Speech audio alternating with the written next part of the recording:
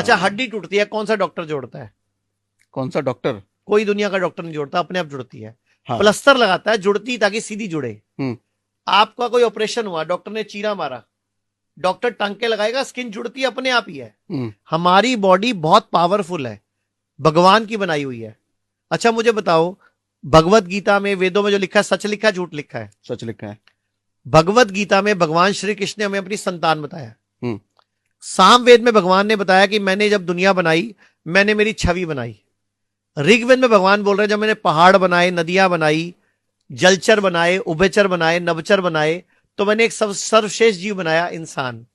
हम सर्वश्रेष्ठ है, भगवान की संतान है। अच्छा, भगवान की संतान कैसी होती है? भगवान जैसी। तो फिर हम कौन है? हम भगवान ही तो हैं। मैं आपको एक एग्जांपल देता हूं, आपको साबित हो जाएगा सच में भगवान है। हमारे बॉडी में कितना खून होता है? पता नहीं। मैंने अभी बताया था 5 लीटर। ठीक है। ठीक है, हमारा दिल 1 मिनट में कितनी बार धड़कता है? 70-75 बार। 72 बार धड़कता है। ठीक है। और 1 मिनट में जब धड़कता है, ऐसे करता है, तो कितने ml खून आगे फेंक देता है? पता नहीं। 70 ml। ठीक तो है। 70 हर बार में 70 ml। हर बार में 70 ml। और एक बार 1 मिनट में धड़कता है 72 बार। तो गुणा करोगे तो 1 मिनट में 5 लीटर खून फेंक देता है। ठीक है। अगर मैं सारी बॉडी की नसें निकाल लूं, आर्टरीज निकाल लूं, वेन्स निकाल लूं, और उनको एक सिरे से दूसरा सिरा जोड़ता जाऊं, तो ये कितना लंबा हो जाता है? कुछ आइडिया आपको? नहीं। सारी आर्टरी, सारी वेन, सारी कैपिलरी जोड़ दो, लगभग 1 लाख किलोमीटर। 1 लाख किलोमीटर? जी। अब 1 लाख किलोमीटर कोई भी सेल जो यहां से चला, वो 1 मिनट में घूम के यहां पहुंच गया। मुझे बताओ, दुनिया के कोई इंजीनियर ऐसी मोटर बना सकता है? नहीं। तो अभी भी लगा कि अपुनिच भगवान है कि नहीं?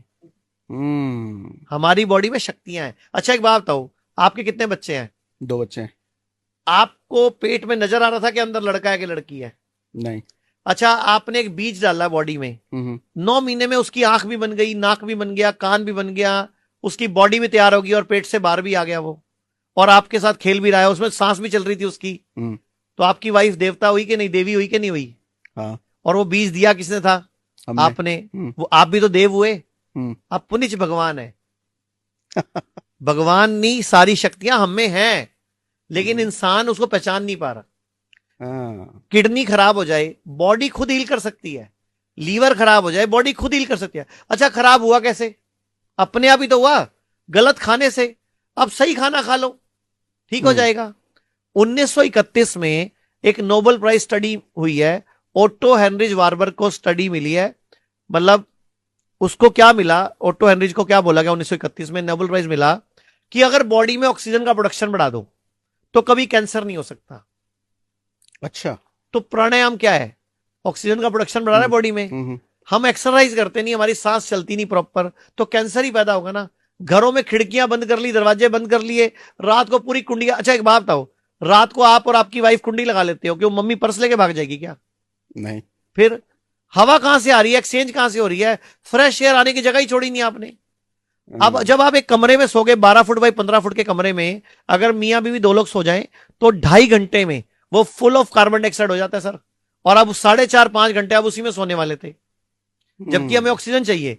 तो लंग्स खराब होंगे ना, ब्रेन खराब होगा ना, ट्यूमर होगा ना, रसोली होगी ना। Fresh oxygen. आप याद करो, बचपन में आप छत पे खुले सोते थे, बीमार भी नहीं पड़ते थे, बुखार भी नहीं होता था, जॉन्डिस भी नहीं होता था, और सुबह 6 बजे 5 बजे नींद खुल जाती थी, और हम खेतों में या पार्क में खेलने चले जाते थे। हाँ। आजकल उठते ही 10 बजे हैं सुबह। छत पे जल्दी नींद खुलती थी, सुबह सूरज की रोशनी से खुलती थी, चिड़ियों की चहचहाट से खुलती थी। अब आप बंद कमरे में पर्दे इतने मोटे मोटे लगाते हो, रोशनी की किरण नहीं अंदर आती। 9 बजे भी आपको पर्दों की वजह से पता नहीं चलता बाहर दिन हो चुका है। पर्दे को कहते भी ब्लैकआउट पर्दा, हाँ, जिसमें सूरज की रोशनी ना आए। तो सर हम उल्टा गलत हो गए ना। सूरज हमारा दोस्त है, सूरज एनर्जी है। दुनिया का कौन सा पौधा, कौन सा पेड़ बताओ जो सूरज से एनर्जी नहीं लेता? और कोई? और सारे जानवर भी सूरज से एनर्जी लेते हैं, लेकिन हम सूरज को दुश्मन मान बैठे हैं। हमें सनस्क्रीन क्रीम लगानी पड़ रही है, तो हम गलत है, सूरज सही है। सूरज डूबने के बाद खाना खाना भारत की छोटी एज होने का सबसे बड़ा कारण है, और सूरज की रोशनी में नहीं घूमना हमारी बॉडी में न्यूट्रिशन की कमी का सबसे बड़ा कारण है। रोजाना उगते सूरज में कम से कम 2 घंटे बैठना चाहिए या योगा करना चाहिए।